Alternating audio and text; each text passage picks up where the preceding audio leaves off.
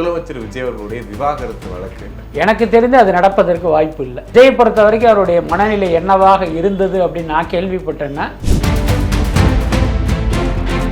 சங்கீதா அவர்கள் யாரோடு எந்த குடும்பத்தோடு நெருக்கமாக இருக்கா, அவங்கள இந்த இடத்தை நோக்கி யார் நகர்த்தினதுங்கிற விஷயம்லாம் விஜய்க்கும் தெரியும்ல. அது அவருடைய கோபத்தை இன்னும் பல மடங்கு அதிகமாக்கி, ஆனால் இது எங்கே அங்கே அது ஒரு சிக்கலாச்சு அப்படின்னா, அந்த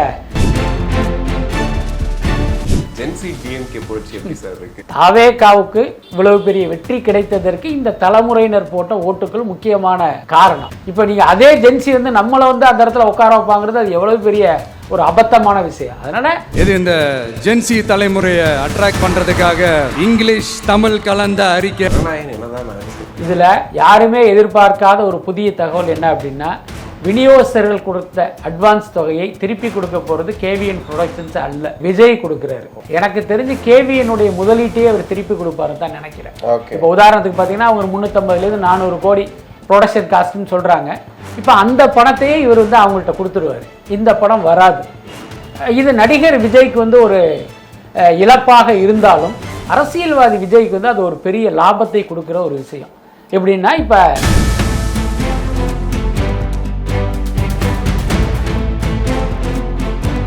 இது போன்ற வீடியோக்களை தொடர்ந்து பார்ப்பதற்கு தமிழ்நாடு டைம்ஸை சப்ஸ்கிரைப் பண்ணிக்கோங்க. எங்களுடைய சமூக வலைதள பக்கங்களான ஃபேஸ்புக், இன்ஸ்டாகிராம், எக்ஸ் பக்கங்களை ஃபாலோ பண்ணிக்கோங்க. உலகெங்கும் வாழும் தமிழ் நெஞ்சங்களுக்கு கிறிஸ்டியின் அன்பு வணக்கம். நம்மோடு வலைபேச்சு பிஸ்மி இருந்திருக்காரு. வணக்கம் சார். வணக்கம். முதலமைச்சர் விஜய் அவர்களுடைய விவாகரத்து வழக்கு அது தேர்தலுக்கு முன்னாடி பெரிய இம்பாக்டை கிரியேட் பண்ண ஒரு விஷயம்.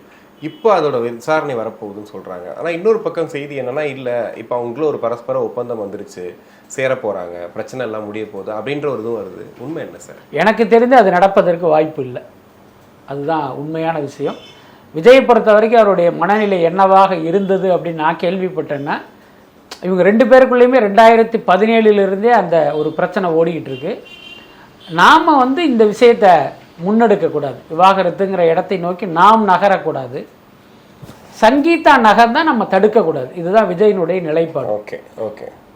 விஜய் இன்னைக்கு பார்த்தீங்கன்னா அவங்க அந்த இடத்தை நோக்கி அவங்க நகர்ந்தாங்க. நம்ம போக வேணா, அவங்க போனால் ஓகே அப்படிங்கிறது. ஆமாம், அவ்வளவுதான். என்ன காரணம்னா, இந்த இடைப்பட்ட காலத்தில் அவருக்குள் வளர்ந்த அந்த கசப்புணர்வு அதுதான் காரணமாக இருக்கும் அப்படின்னு நான் நம்புகிறேன். ஆனால் இது எங்கே அங்கே அது ஒரு சிக்கலாச்சு அப்படின்னா, அந்த அவுட் ஆஃப் கோர்ட் அப்படி கூட சொல்ல முடியாது. கோர்ட்டுக்கு போகிறதுக்கு முன்னால் ஒரு செட்டில்மெண்ட் பேச்சுவார்த்தை நடக்குது. அங்கே அவங்களுடைய டிமாண்டை இவருக்கு அதிகமாக தெரியுது. 100 கோடி 200 கோடி அப்படின்னு அவங்க கேட்டதை இவர் ஏற்கலை. அதன் காரணமாக இவர் மௌனமாக இருக்கார். ஒரு கட்டத்தில் அவங்க கோர்ட்டுக்கு போயிட்டாங்க. அதுக்கு அடுத்து சங்கீதா அவர்கள் யாரோடு எந்த குடும்பத்தோடு நெருக்கமாக இருக்கா, அவங்கள இந்த இடத்தை நோக்கி யார் நகர்த்தினதுங்கிற விஷயம்லாம் விஜய்க்கும் தெரியும்ல. அது அவருடைய கோபத்தை இன்னும் பல மடங்கு அதிகமாக்கி, இன்னும் சொல்ல போனால் அந்த ஒரு பிடிவாதத்தையும் அதிகமாக்கிடுச்சு. இவங்க கேட்குறத கொடுக்கக்கூடாது. ஐ மீன் பணத்தை.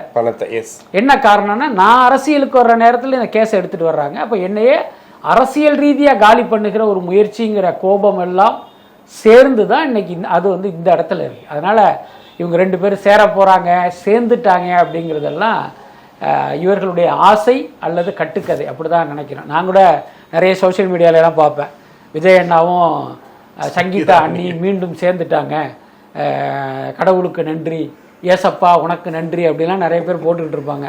நான் பயங்கரமாக சிரிச்சுக்கிட்டு இருப்பேன், உங்கள் கடவுள் உன்னை சும்மா விட மாட்டாரியா அப்படின்ட்டு. ஆக்சுவலி அது உண்மை இல்லை. என்னதான் அவருடைய ரசிகர்களும் தொண்டர்களும் விரும்பினாலும் இது அவர்களுடைய தனிப்பட்ட குடும்ப வாழ்க்கை, அவங்களுக்குள்ளார உள்ள ஒரு இஷ்யூ அது. அதனால் அப்படி வாய்ப்பு இல்லை. கண்டிப்பாக. இப்போ திமுக எதிர்கட்சியாக 2 நாளாக பேசிகிட்டு இருக்க விஷயம், பாலியல் குற்றச்சாட்டுகள் அதிகமாகிட்டே இருக்குது. இப்போ கும்மிடிப்பூண்டியில் ஒரு சிறுமிக்கு நடந்த விஷயம், இப்போ அது கூட்டு பாலியல் இல்லை அப்படின்ற மாதிரி காவல்துறை சொல்கிறாங்க. உடனே வழக்கு பதிவு பண்ணி ஆளை பிடிக்கிறாங்க. இப்படி இருந்தாலும் தொடர்ந்து நடந்துக்கிட்டே இருக்குது. அப்போ சிங்கப்பெண் படை எதுக்குன்னு ஒரு கேள்வியும் வருது. அப்போ தாவேக்கா இந்த விஷயத்தில் கோட்டை விடுறாங்களா? அதாவது மின் வெட்டு விவகாரத்தில் தாவேக அரசு தோல்வி அடைந்து விட்டது. அது அவங்களால சரியாக டீல் பண்ண முடியலைங்கிறது உண்மைதான். ஆனால் இந்த மாதிரி பார்த்தீங்கன்னா ஒரு தனிப்பட்ட நபரால் நடத்தப்படுகிற அந்த குற்றங்கள், இந்த பாலியல் வன்கொடுமை உட்பட, அதுக்கு தாவேக அரசு எப்படி பொறுப்பேற்க முடியும்? இப்போ 2 பேர் சரக்கு அடிக்கிறான், அவங்களுக்குள்ள ஒரு பஞ்சாயத்தாயி ஒருத்தனை அடிச்சுக்கிட்டு ஒருத்தனை கொன்னுறான்னு வச்சுங்க, இதுக்கு தாவேக அரசு எப்படி பொறுப்பேற்க முடியும்? அது 2 தனிநபர்களுக்கு இடையில் உள்ள ஒரு பிரச்சனை. அதுக்கடுத்து பார்த்தீங்கன்னா சமீப காலமாக நடத்தப்படுகிற இந்த குழந்தைகள் மீதான அந்த பாலியல் தாக்குதல் அப்படிங்கிறது இந்த சமூகத்தினுடைய கேடு. இன்றைக்கு சோஷியல் மீடியா அது இதுன்னு வந்து இன்னைக்கு பார்த்தீங்கன்னா இந்த மாதிரியான குற்றங்கள் எல்லாம் ஒரு பெரிய அளவில் வளர்ந்துடுச்சு. அதுக்கு உண்மையான குற்றவாளி ஊடகங்கள் தான். என்ன காரணம் அப்படின்னா, இங்கே இருக்கிற எல்லாருமே குழந்தைகளை நம்ம குழந்தைகளாக தான் பார்க்குறோம். அதை தாண்டி நமக்கு எந்த தாட்ஸுமே வராது. ஆனால் இங்கே என்ன நடக்குதுன்னா, ஒரு குழந்தைக்கு பாலியல் பிரச்சனை ஏற்பட்டு அது வந்து ஒரு பெரிய இஷ்யூவாக மாறும்போது பல தொலைக்காட்சிகள் பார்த்தீங்கன்னா அதை வந்து ஒரு பெரிய விவரிப்போடு அந்த விஷயத்தை வந்து சொல்கிறாங்க. குழந்தையுடைய ஃபோட்டோவை மறைக்கணும் அது இதுங்கிறதெல்லாம் வேற. அப்போ இந்த செய்தி ஒரு பக்கம் பேப்பரை திறந்தீங்கன்னா அப்படி பக்கம் பக்கமாக 3 வயது சிறுமி எப்படி கொல்லப்பட்டார் அப்படின்னு இவன் ஒரு கதை எழுதுறான். டிவிக்குள்ளே போனால் அவன் பயங்கர மாடுலேஷனில் ஒரு வாய்ஸ் ஓவரை கொடுத்து போடும்போது என்ன ஆகுன்னா, அந்த பார்வையாளனுக்கு நேற்று வரைக்கும் குழந்தையா பார்த்த அவன் இந்த செய்திகளை உள்வாங்கிய பிறகு அவன் பார்வையே மாறுது. அப்போ யார் குற்றவாளி? ஊடகங்கள் தான் குற்றவாளி. இதை வந்து பார்த்தீங்கன்னா ஒரு 2 வரி செய்தியாக கடந்து போகாமல் அதுக்கு ஏன் இவ்வளவு பெரிய விவரிப்பு, இவ்வளவு பெரிய சித்தரிப்பு? ஸோ இந்த மாதிரியான விஷயங்கள் நடந்து தான் இன்னைக்கு வந்து அது ஒரு பரவலாக அது மாறி இருக்கு. அதனால் அது வந்து தாவேக அரசுடைய பிரச்சனை இல்லை. ஆனால் இப்படி குற்றங்கள் நடக்கும்போது இந்த அரசு அவர்கள் மீது எப்படிப்பட்ட நடவடிக்கை எடுக்குது அப்படிங்கிறது முக்கியமான விஷயம். அவரை தப்ப விட்டுட்டோம், அவர் யாருன்னே தெரியல அப்படின்லாம் சொல்லாமல் அடுத்த நிமிஷம் 1 மணி நேரத்தில் குற்றவாளி கைது செய்யப்படுறதுங்கிறது ஒரு சரியான நடவடிக்கை தானே. அதுக்கடுத்து பார்த்தீங்கன்னா இந்த நடவடிக்கைகள்லாம் வச்சு நீங்கள் சிங்க பெண்களை குறை சொல்றது அது வந்து ஒரு சரியான விஷயம் இல்லை. இப்போ தான் ஒரு படை உருவாக்கியிருக்காங்க, அவங்களுடைய வேலைகளை பார்த்துக்கிட்டு இருக்காங்க. நீங்கள் எல்லாத்தையுமே நீங்கள் அதோட போய் கனெக்ட் பண்ண முடியாது. எல்லாத்துக்கும் மேலே அந்த சிங்க பெண்கள் அதிரடி படைங்கிறது சென்னை போன்ற பெருநகரங்களில் தான் அடர்த்தியாக இருப்பாங்க. நீங்கள் ஊர் பக்கம்லாம் போயிட்டீங்க அப்படின்னா அங்கே சிங்கத்தையும் பார்க்க முடியாது, சிங்க பெண்களையும் பார்க்க முடியாது, அதிரடி படையும் பார்க்க முடியாது. அதுதான் உண்மை. அதனால் அதை வந்து இதோட கனெக்ட் பண்ண வேண்டிய அவசியம் இல்லை. ஜென்சி டிஎம்கே புரட்சி எப்படி சார் இருக்கு? அதை பார்க்கறதுக்கே ரொம்ப காமெடியாகவும் அபத்தமாகவும் இருக்கு. அதாவது என்ன சொல்லுவாங்க, அந்த புளியை பார்த்து பூனை சூடு போட்டுக்கிட்ட கதைன்னு சொல்லுவாங்கல்ல, கிட்டத்தட்ட அந்த மாதிரி தான் திமுகவுடைய அந்த ஜென்சி மீட்டிங்லாம் இருக்கு. தாவேகாவுக்கு இவ்வளவு பெரிய வெற்றி கிடைத்ததற்கு இந்த தலைமுறையினர் போட்ட ஓட்டுக்கள் முக்கியமான காரணம். அது இவர்கள் சோசியல் மீடியா மூலமாக அவனை ரீச் பண்ணது காரணம் இல்லை. அந்த ஜென்சிகளுக்கு அதிமுக திமுக 2 பேரும் கிரிஞ்சு காலங்காலமாக இங்கே மக்கள் காசை சாப்பிட்டுக்கிட்டு இருக்காங்க. இவங்களை காலி பண்ணிட்டு வேற ஒரு சக்தியை கொண்டு வரணும்னு அவன் நினைச்சான். அப்படிப்பட்ட சக்தியாக தாவேகா இருந்தது. அவங்கள ஆட்சியில் உட்கார வச்சுக்கிறதுக்கு அவன் வந்து ஒரு கான்ட்ரிபியூட் பண்ணியிருக்கான், அவ்வளவுதானே. இப்போ நீங்கள் அதே ஜென்சி வந்து நம்மளை வந்து அந்த இடத்துல உட்கார வைப்பாங்கிறது அது எவ்வளவு பெரிய ஒரு அபத்தமான விஷயம். அதனால தாவேகாவுக்கு ஜென்சிகளுடைய ஆதரவுங்கிறது ஒரு ஆர்கானிக்கான விஷயம். இன்னும் சொல்ல போனால் தாவேகா தரப்பிலோ விஜய் தரப்பிலோ அப்படி எந்த அட்டம்ப்டும் பண்ணலை. அவங்களுக்கு தெரியும் என்ன இருந்தாலும் இவர்கள் நமக்கு தான் வாக்களிப்பாங்க அப்படின்னு தெரிஞ்சு நம்பிக்கையோடு இருந்தாங்க. அது இன்னைக்கு வந்து பலன் கொடுத்துருக்கு. அதனால ஜென்சிக்கள் வந்து திமுக அதிமுக அப்புறம் காங்கிரஸ், பழைய காங்கிரஸ், ஸ்தாபன காங்கிரஸுக்கெல்லாம் ஆதரவு கொடுப்பாங்கன்னு இவர்கள் நினைத்தா இவங்க எந்த அளவுக்கு வந்து அவுடேட்டடா இருக்காங்க அப்படிங்கிறத நம்ம புரிஞ்சுக்கலாம். ஜனநாயகம் என்னதான் ஆச்சு? வலைப்பேச்சை தாண்டி வேற யாருமே அதை பத்தி பேச மாட்டாங்க. உண்மைதான், வலைப்பேச்சு பட்டுதான் ஜனநாயகம் கவலைப்படுது. கவலைப்படுறீங்க, எப்ப வரும்ன்ற அந்த அப்டேட்டட் டெய்லி தேடிட்டு இருக்கீங்க. உண்மையில என்னதான் ஆச்சு அதுக்கு? ரொம்ப வெளிப்படையான உண்மையை சொல்லணும் அப்படின்னா, ஜனநாயகம் குறித்த ஒரு அப்டேட்டை இன்னைக்கு வலைப்பேச்சிலேயே நம்ம பேசியிருக்கோம். என்ன காரணம் அப்படின்னா, ஜூன் 19ஆம் தேதி சென்சார் சர்டிஃபிகேட் கிடைக்குங்கிற ஒரு மிகப்பெரிய நம்பிக்கையில் வந்து கேவிஎன் ப்ரொடக்ஷன்ஸ் இருக்காங்க. அவங்க டிஸ்ட்ரிபியூட்டர் எல்லாருக்கும் என்ன சொல்லியிருக்காங்க அப்படின்னா, 19ஆம் தேதி எங்கள் கையில் சர்டிஃபிகேட் வந்துருச்சுன்னா அடுத்த வாரமே படம் ரிலீஸ், 26ஆம் தேதி படம் ரிலீஸ், அதில் உறுதி, மாற்றமே இல்லை. அப்படி இல்லைன்னா 22ஆம் தேதி 19ஆம் தேதி சர்டிஃபிகேட் வரலைன்னா 22ஆம் தேதி உங்கள் எல்லாருக்குமே ரீஃபண்ட் அப்படிங்கிறத இவங்க அறிவிச்சிட்டாங்க.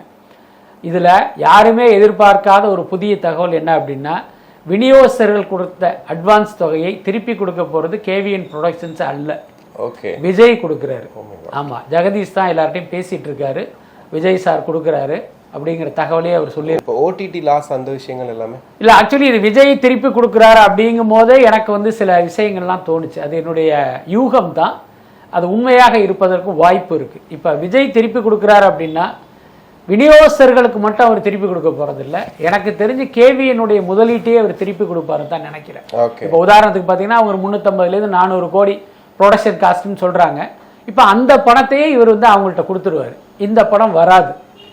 இது நடிகர் விஜய்க்கு வந்து ஒரு இழப்பாக இருந்தாலும் அரசியல்வாதி விஜய்க்கு வந்து அது ஒரு பெரிய லாபத்தை கொடுக்குற ஒரு விஷயம். எப்படின்னா இப்போ அடுத்து வரப்போகிறது உள்ளாட்சி தேர்தல், அங்கேயும் போய் நீங்கள் சொல்லலாம் என் படத்தை காலி பண்ணிட்டாங்க அப்படின்னு சொன்னீங்கன்னா அதன் மூலமாக உங்களுக்கு வாக்குகள் கிடைக்கும், அனுதாபம் கிடைக்கும், ஆதரவு கிடைக்கும். அப்புறம் 2029 மக்களவை தேர்தல் வரும். அன்னைக்கு பாஜக தான் மத்தியில் மோடி ஆச்சுன்ட்டு வருவாங்க. இந்த மோடி தான் ஜனநாயகனை காலி பண்ணாருன்னு ஈஸியாக சொல்லி இங்கே இருக்கிற 39 தொகுதிகள்லையும் கப்படிக்கலாம். அதுக்கு வாய்ப்பு இருக்கு. அதுக்கு இந்த ஜனநாயகன் பயன்படும். ஒரு ஆலோசனையே சொல்றீங்க போல. எடுத்துக்கலாம். 31 தேர்தலில் இதே மாதிரி வந்து திமுக, அதிமுக, பாரதிய ஜனதாவுடைய சதியில் ஜனநாயகன் முடக்கப்பட்டது அப்படின்னா அந்த 3 பேரையும் காலி பண்ணிட்டு இவரை ஜெயிக்க வைக்கிறதுக்கு மக்கள் தயாராக இருப்பாங்க. ஸோ அந்த வகையில் பொலிட்டீஷியனா விஜய்க்கு பார்த்தீங்கன்னா அது வந்து ஒரு பெரிய லாபத்தை கொடுக்கும். இப்போ ஒரு பெரிய லாபம் போக குட்டி குட்டியா. ஆமா, அது பிரச்சனை இல்லை. இதுக்கு இடையில என்னன்னா இப்போ இந்த படத்தை நீங்க வந்து ஓடிடிக்கு கொடுத்துடலாம். நீங்க என்ன செலவு பண்ணீங்களோ அது வராது. ஆனால் டைரக்ட் ஓடிடிங்கும் போது இப்போ அதுக்கு வந்து ஒரு பெரிய நம்பர் கிடைக்கும். இப்போ உதாரணத்துக்கு 350 கோடியில் எடுக்கிறாங்க, தியேட்டருக்கு வரல அப்படின்னா நிச்சயமாக ஒரு 200-250 கோடி அங்கேருந்து கிடைக்கும். அப்போ இழப்புங்கிறது கம்மி தான். ஆனால் உங்களுக்கு கெயின் பார்த்தீங்கன்னா ஒரு மிகப்பெரிய கெயின். ஒரு 3 தேர்தலில் உங்களுக்கு வந்து வாக்குகள் கிடைப்பதற்கு இது ஒரு காரணமாக இருக்கும். ஸோ இதன் காரணமாக விஜய் இதை அண்டர்டேக் பண்ணியிருப்பாரோ அப்படின்னு எனக்கு தோணுது. பட் இருந்தாலும் பொறுத்து இருந்து நம்ம பார்க்கலாம். பட் ஆனால் இந்த டைம்ல விஜய் அவர்கள் திரும்ப நடிக்கிறதுக்கு வாய்ப்பு இருக்குமா அப்படிங்கிற ஒரு இது ஓடிட்டு இருக்கு இப்போ ரீசெண்டாக. ஏன்னா இப்போ அவருக்கு செல்வாக்கு ஓகே, பட் இருந்தாலும் நடிப்போட கொஞ்சம் கனெக்டில் இருந்தாருன்னா இன்னும் அவருக்கு ஒரு செல்வாக்காக இருக்குன்ற மாதிரி ஒன்று பேசுகிறாங்க. இதுக்கு முன்னாடி முதலமைச்சர் இருந்து நடிச்சிருக்காங்க, அந்த மாதிரிலாம் இருந்திருக்கு அப்படின்னு. அதுக்கான வாய்ப்புகள் இருக்கா சார்? கண்டிப்பாக கிடையாது. அதாவது இந்த தேர்தலில் விஜய் ஜெயிக்காமல் வெறும் எம்எல்ஏவாக மட்டும் இருந்திருந்தால் அந்த முடிவை அவர் எடுத்திருப்பதற்கு வாய்ப்பு இருக்குது. அந்த முடிவை எடுப்பது தான் சரியானதாகவும் இருக்கும். ஏன்னா நீங்கள் 5 வருஷம் சும்மாவே உட்காந்துருக்க முடியாது. ஒரு பக்கம் கட்சியை வளர்க்கணும், இன்னொரு பக்கம் மக்களோட கனெக்ட் ஆகணும்னா அதுதான் சிறந்த முடிவு. ஆனால் இன்னைக்கு மக்கள் அவரை முதலமைச்சர் நாற்காலியிலே உட்கார வச்சிட்டாங்க. அப்போ நீங்கள் ஒரு முதல்வராக தமிழ்நாட்டை வளர்ப்பதற்கு நிறைய நேரம் தேவைப்படும். அப்படி இருக்கும்போது நீங்கள் பாட்டுக்கு நடிக்க போயிட்டீங்க அப்படின்னா எதிர்கட்சிகளுக்கு வந்து நீங்களே வந்து கண்டென்ட் கொடுத்த மாதிரி ஆகிடும். எல்லாத்துக்கும் மேலே அது ஒரு சரியான விஷயம் இல்லை. இப்போ எம்ஜிஆரே பார்த்தீங்கன்னா ஒரு படத்தில் நடிச்சுக்கிட்டு இருக்காரு, அந்த படம் முடிவடையலை, முதல்வர் பதவி வந்துருச்சு, அந்த படத்தை முடிச்சு கொடுத்துட்டு அதோடு அவர் வந்து நடிப்புக்கு முழுக்கு போட்டார். இப்போ பவன் கல்யாண் நடிக்கிறதுங்கிறது வேற. அவர் வந்து முதல்வர் இல்லை, அவர் வந்து துணை முதல்வர். துணை முதல்வருங்கிறது ஒரு கௌரவ பதவி தான். அவர் ஒன்றும் நிர்வாகம் பண்ண போகிறதில்ல, அதனால அவர் நடிக்கிறாரு. ஆனால் இங்கே அந்த மாதிரியான விஷயங்கள்ங்கிறது சாத்தியம் இல்லை. ஓகே, ஆனால் படம் ரிலீஸ் மாதிரி சட்டமன்றம் எப்போ கூடுன்னு காத்துக்கிட்டு இருக்காங்களே சார் இப்போ. ஆமாம், ஜனநாயகன் படம் வரல. அப்போ சட்டமன்றத்தில் உள்ள இவருடைய செயல்பாடுகளையே ஒரு படமாக நினச்சி பார்க்க வேண்டியதான அந்த தாவேகா தொண்டர்கள் காத்துக்கிட்டு இருக்காங்க. பட் அதுக்குன்னு ஒரு இது இருக்குல்ல, நடைமுறை இருக்குது, அதன்படி தானே கூடும். ஓகே, ஆனால் எப்படி இருக்குன்னு நினைக்கிறீங்க? இப்போ கூட போகிறது 12ஆம் தேதின்னு சொல்லியிருக்காங்க. அப்படின்னும் போது இன்னொரு பக்கம் வந்து திமுக பயங்கர ஸ்ட்ராங்காக அவ்வளோ விஷயங்கள் எடுத்துகிட்டு வருவாங்க. கரண்ட் கட்டு, பாலியல் குற்றச்சாட்டுகள் அப்படின்னு. போன முறை ரொம்ப அமைதியாக இருந்தார், யாரையும் பேச விடலை அப்படின்ற மாதிரி தான் சொன்னாங்க.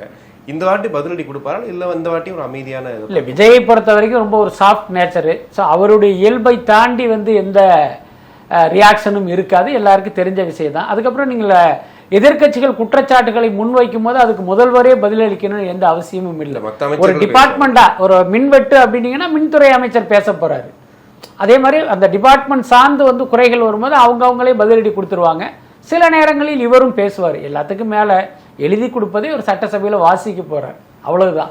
அதுக்கு மேலே பெருசாக இருக்காது. எல்லாத்துக்கும் மேலே இதுக்கு முன்பாக முடிந்த அந்த சட்டமன்ற கூட்டத்தில் உள்ள பார்த்தீங்கன்னா தாவேகா எம்எல்ஏக்கள் எல்லாருமே வேடிக்கை பார்க்க வந்த மனநிலையில தான் இருந்திருப்பாங்க. அவங்களுக்கு எந்த அனுபவமும் கிடையாது, என்ன பண்ணணும்னே தெரியாது. எல்லாத்துக்கும் மேலே நீங்கள் கூட கேள்விப்பட்டிருப்பீங்க, சட்டமன்ற நடைமுறை பார்த்தீங்கன்னா அந்த மேஜையை தட்டுறது தான் பழக்கம்.